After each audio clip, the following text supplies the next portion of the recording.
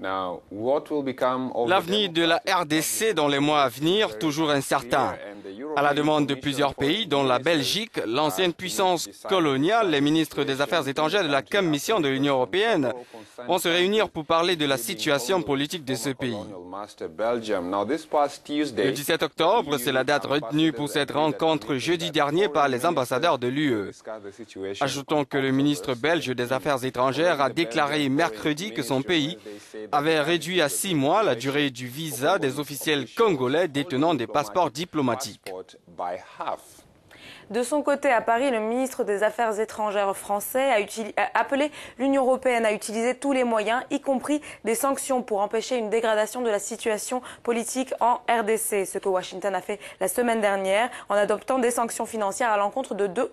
hauts responsables militaires de RDC proches du président Joseph Kabila, le général-major Gabriel Amissi Koumba, commandant des forces armées pour la première zone de défense du pays, et puis le général John Numbi, ancien inspecteur de la police nationale. La communauté internationale semble donc taper du poing sur la table. Ce matin, nous allons nous rendre du côté de Strasbourg où le Parlement européen a entamé des discussions sur la situation en RDC. Cécile Kienge, merci d'avoir accepté notre invitation et d'accepter de réagir sur le Morning Call. Vous êtes députée au Parlement. Dites-nous, qu'est-ce qui a été l'élément déclencheur pour ces discussions au Parlement ? Oui, la discussion, comme vous savez, c'était suite, disons, aux violences qu'il y a eu le 19 et le 20 septembre, après que la CENI n'ait pas prononcé la date pour les élections, puisque toute la population était dans l'attente.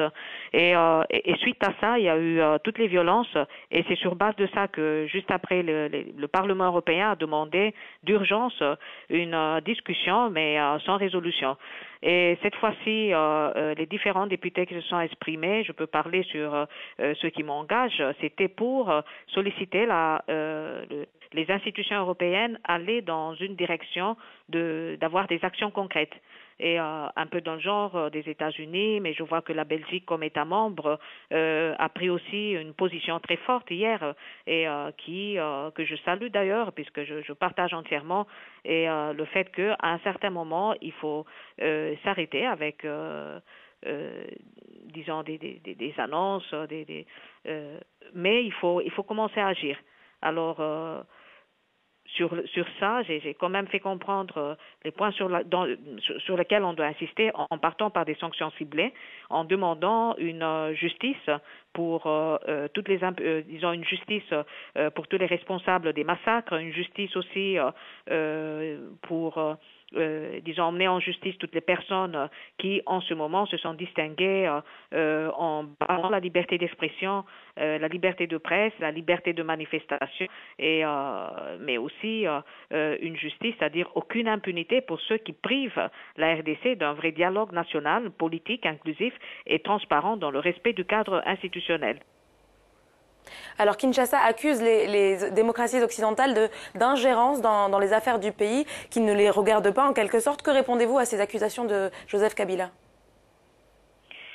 Moi, je crois que en ce moment, on ne peut pas tellement parler d'ingérence, c'est-à-dire, et il y a des institutions, il y a des normes, des articles qui sortent, des partenariats entre les différents pays du point de vue régional, du point de vue international. C'est dans le cadre de tout ça que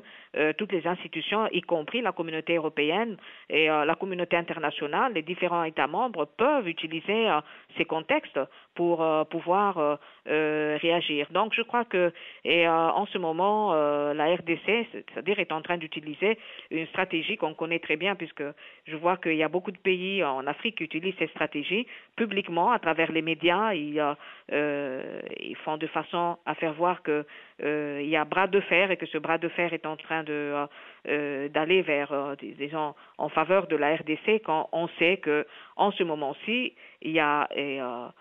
quand même des actions qu'on peut mettre en place et qui risquent disons, qui peuvent avoir des impacts sur la RDC. Mais ce que moi, j'insiste sur le fait qu'on ne doit pas pénaliser la population, mais plutôt les responsables de tout ça. Alors, je ne sais pas s'ils ont peur de tout ça, mais les responsables de tout ce que je vous ai dit, les massacres